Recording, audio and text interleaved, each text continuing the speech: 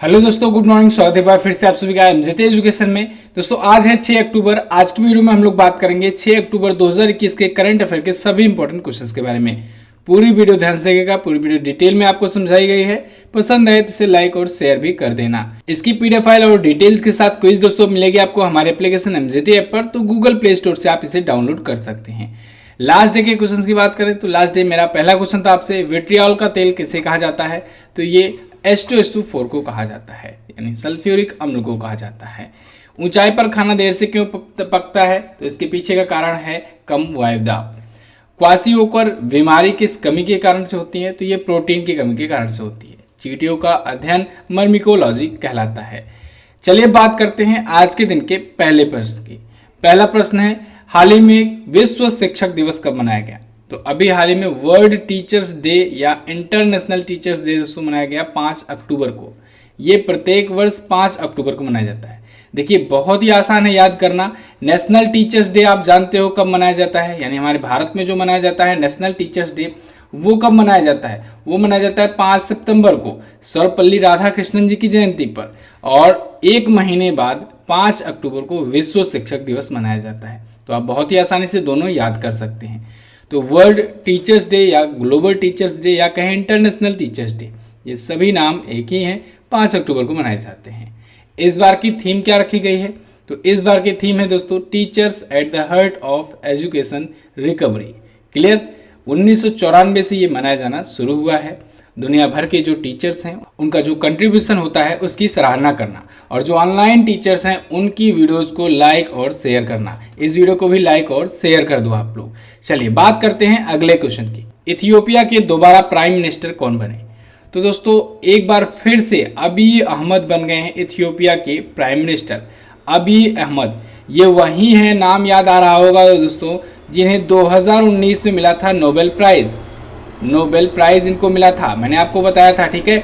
Nobel prize शांति के क्षेत्र में इनको मिला था। फोटो देख लीजिए इनके। अबी अहमद ये इथियोपिया के एक बार फिर से प्राइम मिनिस्टर बन गए हैं। दूसरे कार्यकाल के लिए इन्होंने प्राइम मिनिस्टर की पद की शपथ ली है।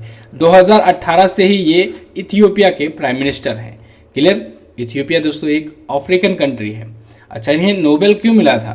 तो इनके पड़ोस में है इरिट्रिया। अभी मैं आपको वर्ल्ड मैप में दिखाऊंगा। इनके पड़ोस में है इरिट्रिया, तो उससे संबंध अच्छे रखने के लिए और जो भी वहाँ पर विवाद वगैरह चल रहा था उसको शांत करने के लिए इनको मिला था शांति के क्षेत्र का 2019 में नोबेल पुरस्कार।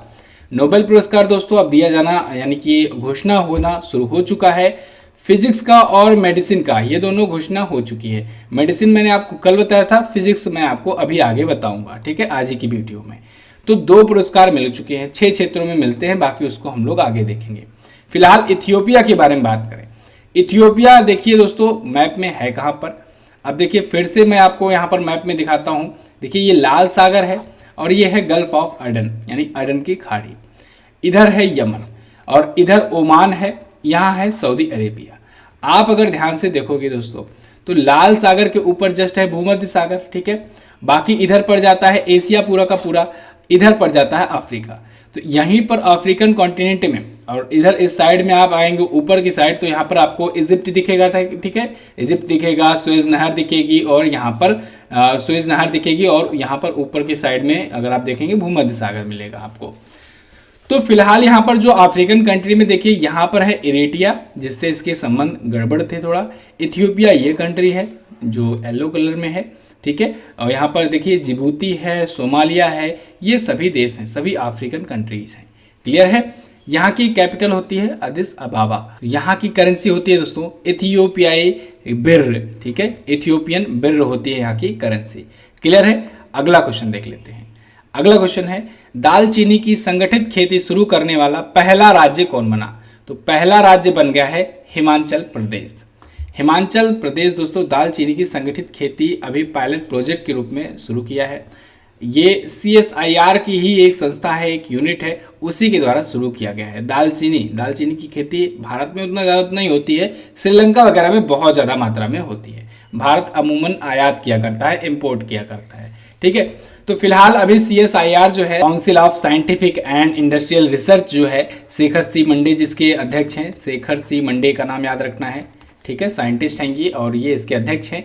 तो इसी का एक यूनिट है institute of Himalayan bio resource technology यानी IHBT।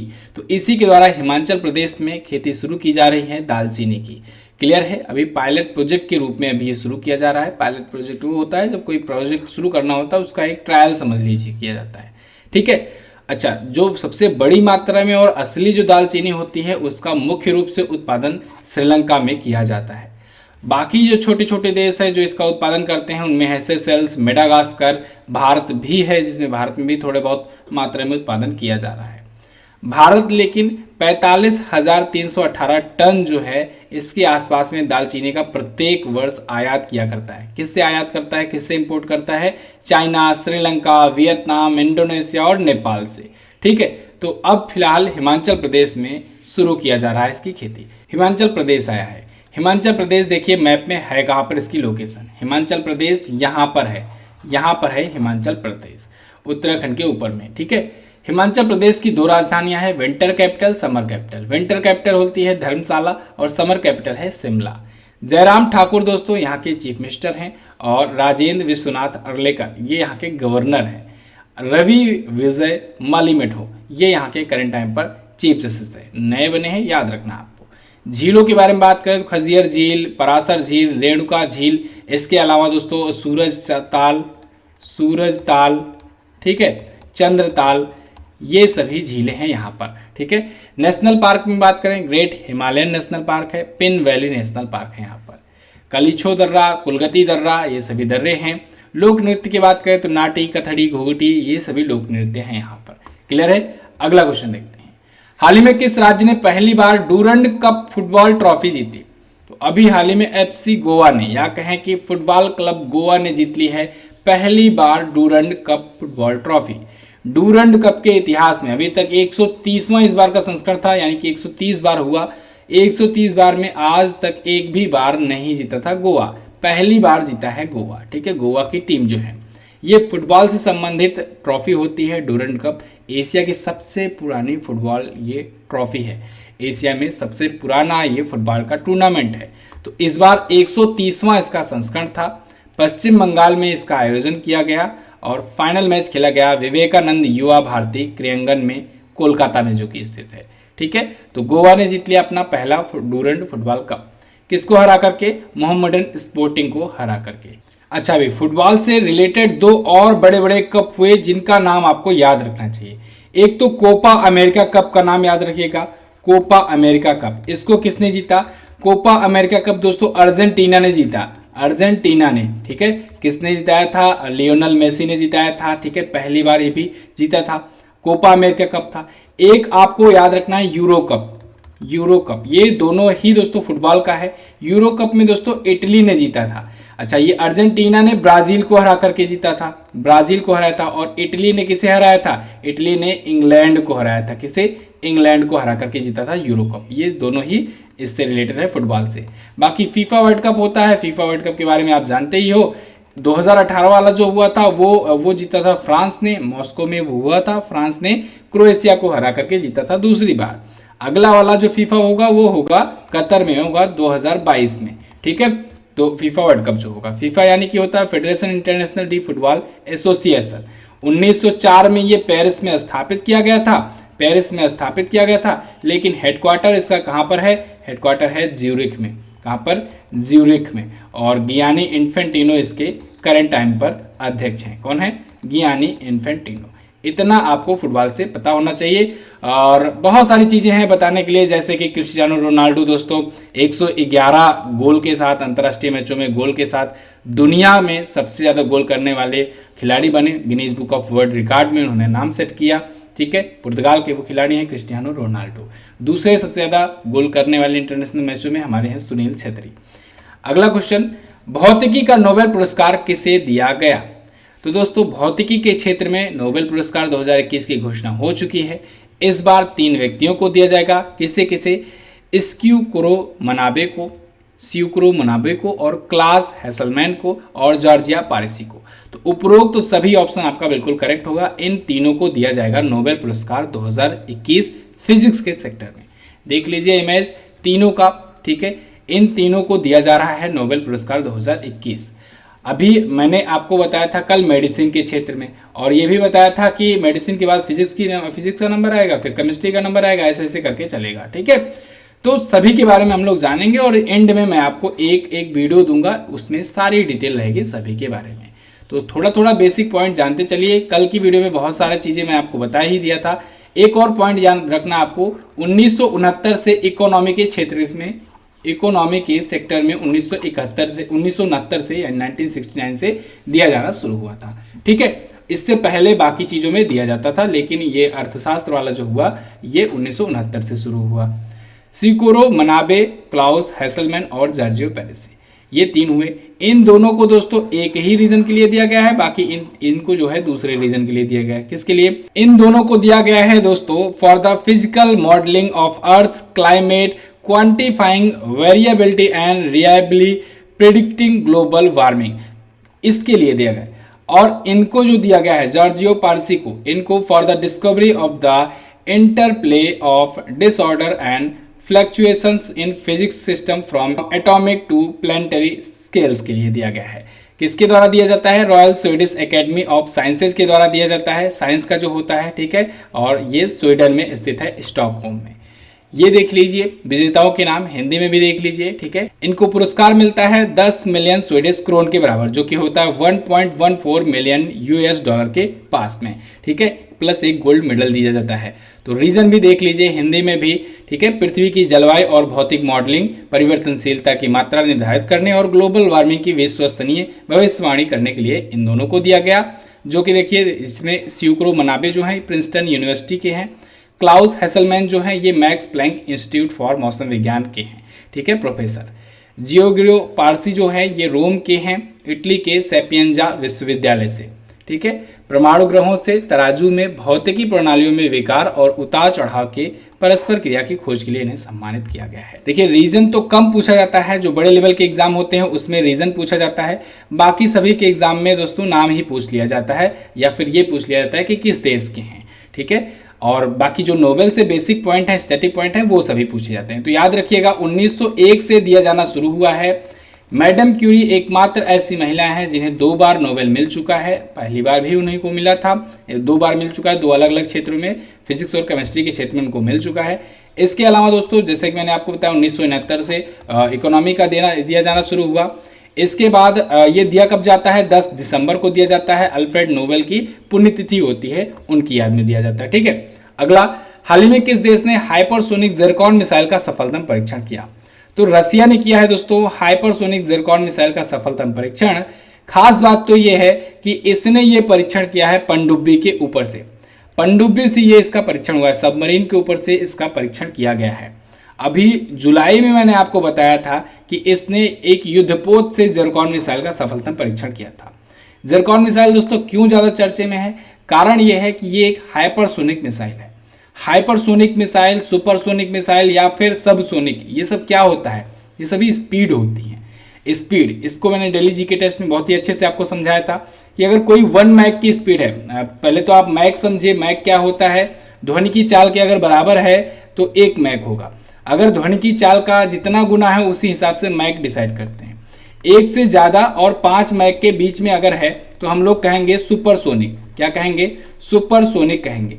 और अगर 5 मैक से ऊपर की स्पीड हो जाती है तब हम लोग कहेंगे हाइपरसोनिक, यानी कि ध्वनि की चाल का 5 गुना ज़्यादा हो जाता है तब वो हाइपरसोनिक स्पीड हो जाती है। तो ये हाइपरसोनिक मिसाइल है ज़िरकॉन मिसाइल, पनडुब्बी के यानी कि सबमरीन के ऊपर से इसने परीक्षण किया है रसिया ने। इस सबमरीन का क्या नाम था? सेवेरोडिविंस्क। ओके, चलिए रसिया आया है, रसिया के बारे में जानते हैं। दुनिया का सबसे बड़ा देश है रसिया, ये यूरोसिया में पड़ता है। एक्चुअली में इसका कुछ पार्ट यूरोप में पड़ता है और एशिया में, इसलिए इसे कहते हैं यूरेशिया। यूरेशिया महाद्वीप में पड़ता है। मॉस्को यहाँ की राजधानी है। 2018 का फीफा वर्ल्ड कप हुआ था। अच्छा, रसिया ने ही दोस्तों स्पुतनिक 5 नाम की कोविड-19 की पहली वैक्सीन लॉन्च की थी। मिखाइल मिशुस्तिनी यहाँ के प्रधानमंत्री हैं। व्लादिमीर पुतिन 2036 तक रहेंगे यहाँ के प्रेसिडेंट। इन्होंने अपने संविधान में संशोधन करवा लिया है। ड्यूमा संसद का नाम, रूबल यहाँ की करेंसी का नाम है। अगला क्वेश्चन, अमृतांजन हेल्थ केयर का ब्रांड एम्बेसडर किसे बनाया गया? तो अमृतांजन हेल्थ केयर ने अपना ब्रांड एम्बेसडर बनाया है मीराबाई चानू को। इनका पूरा नाम है सखारोम मीराबाई चानू और बजरंग पूनिया को, इन दोनों को बनाया गया है। ए और बी दोनों ऑप्शन आपका होगा करेक्ट।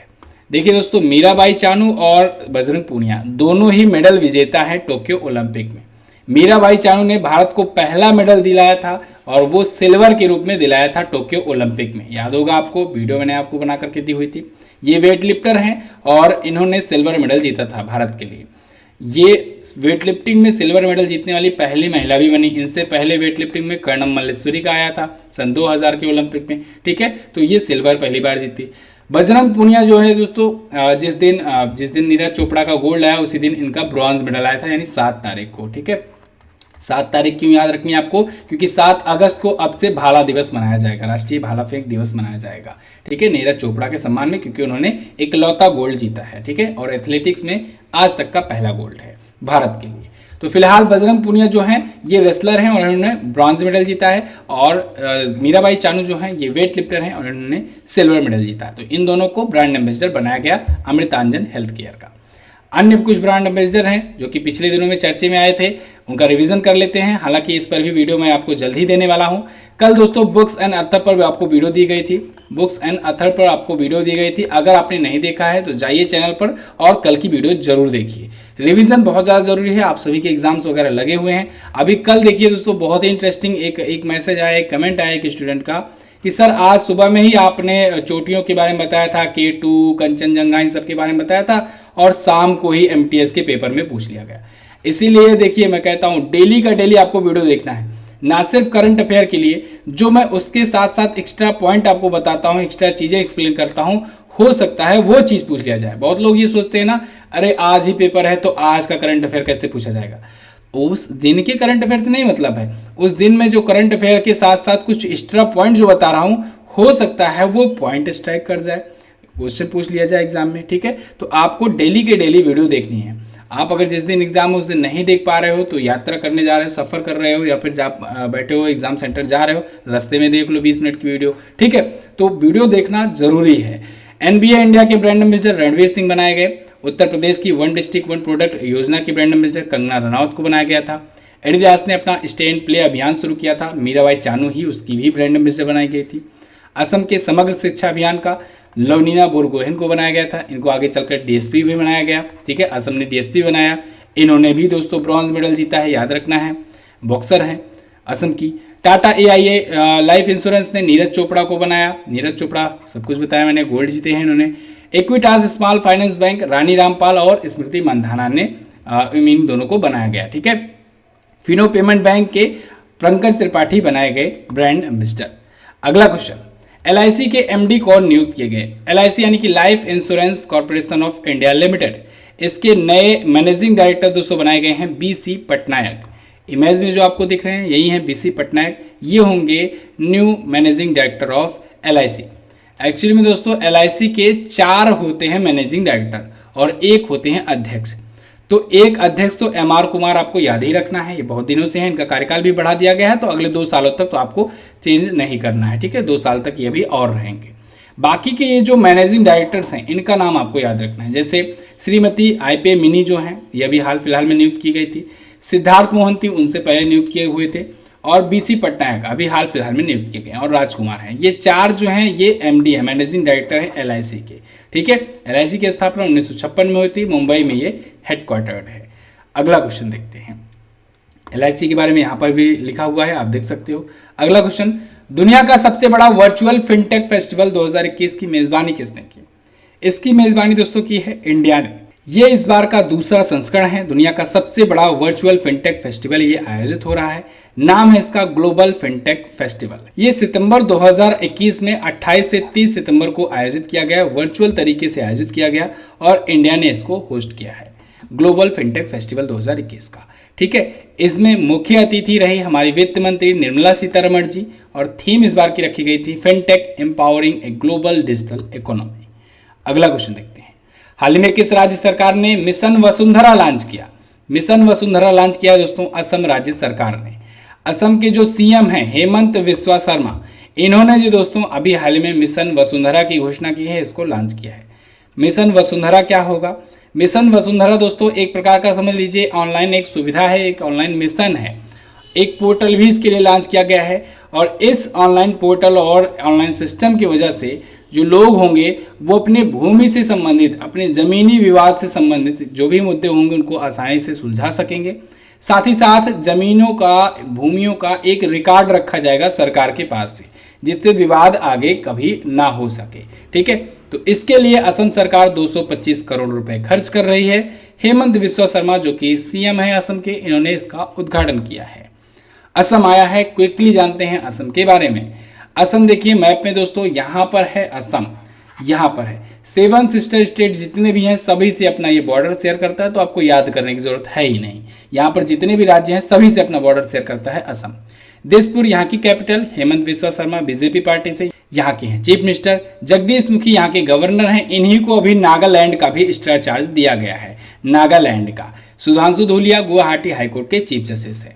असम में दोस्तों बहुत सारी झीलें हैं, शिवसागर झील, तमरंगा झील, डिगबोई झील आपको याद रखना है। डिगबोई झील से तेल का उत्पादन होता है, सबसे पहले तेल यहीं से निकाला गया था। ठीक है, नेशनल पार्क की संख्या यहाँ पर 7 हो चुकी है और अभी ये चर्चे में था। इसमें रायमोना नेशनल पार्क और देहिंग पटकाई नेशनल पार्क, ये दोनों नए नेशनल पार्क जुड़े। इसके अलावा अभी ओरंग नेशनल पार्क भी चर्चे में था। कारण ये था कि इस नेशनल पार्क के नाम से राजीव गांधी का नाम हटाया गया, तो राजीव गांधी ओरंग नेशनल पार्क से इसका नाम बदल करके केवल ओरंग नेशनल पार्क कर दिया गया। इसके अलावा काजीरंगा नेशनल पार्क अभी चर्चे में था। काजीरंगा वैसे तो चर्चे में रहता है एक सींग वाले गैंडे के लिए, लेकिन अभी हाल फिलहाल में सैटेलाइट फोन यूज करने वाला भारत का पहला बना था नेशनल पार्क, इस वजह से अभी आपको याद रखना चाहिए। तो बस दोस्तों ये तो थी हमारी आज के दिन की वीडियो, टॉप 10 करंट अफेयर के क्वेश्चंस। आई होप आपको वीडियो पसंद आई होगी, आप वीडियो को लाइक करोगे। वीडियो को अगर लाइक नहीं किया है अभी तक तो वीडियो को प्लीज लाइक कर दो और शेयर कर दो, कम से कम अपने 5 दोस्तों के पास इसे शेयर जरूर कर दो आज। ठीक है, चैनल पर नए आए हो चैनल को सब्सक्राइब करो, एक भी करंट अफेयर का क्वेश्चन आपका मिस नहीं होगा। इसके अलावा आप जाकर के एप्लीकेशन पर बहुत सारी चीज़ें पा सकते हैं। वीडियो कोर्सेज पर डिस्काउंट चल रहा है, हिंदी का वीडियो कोर्स लगभग हाफ हो चुका है, तो आप उसे भी ले सकते हो। बात करते हैं क्वेश्चन 70 डे की। आज का पहला क्वेश्चन आपके लिए, साइनोकोबालामिन किस विटामिन का नाम है? वायु में हाइड्रोजन जलने लगती है तब क्या उत्पन्न होता है? द्रव की बूंद की आकृति किसके कारण गोलाकार हो जाती है? और विद्युत ऊर्जा से यांत्रिक ऊर्जा में बदलना क्या कहलाता है? सभी क्वेश्चन दोस्तों डेली जीके टेस्ट से लिए गए हैं। डेली जीके टेस्ट आप लोग जरूर फॉलो किया करो। रोजाना 7 PM पर, डेली 7 PM पर लाइव क्लास होती है। ठीक है, चलिए तो बस दोस्तों फिलहाल लगते हैं इतना ही वीडियो में। वीडियो को एंड तक देखने के लिए बहुत बहुत धन्यवाद। मिलेंगे अगली वीडियो में, तब तक के लिए नमस्कार, जय हिंद, वंदे मातरम।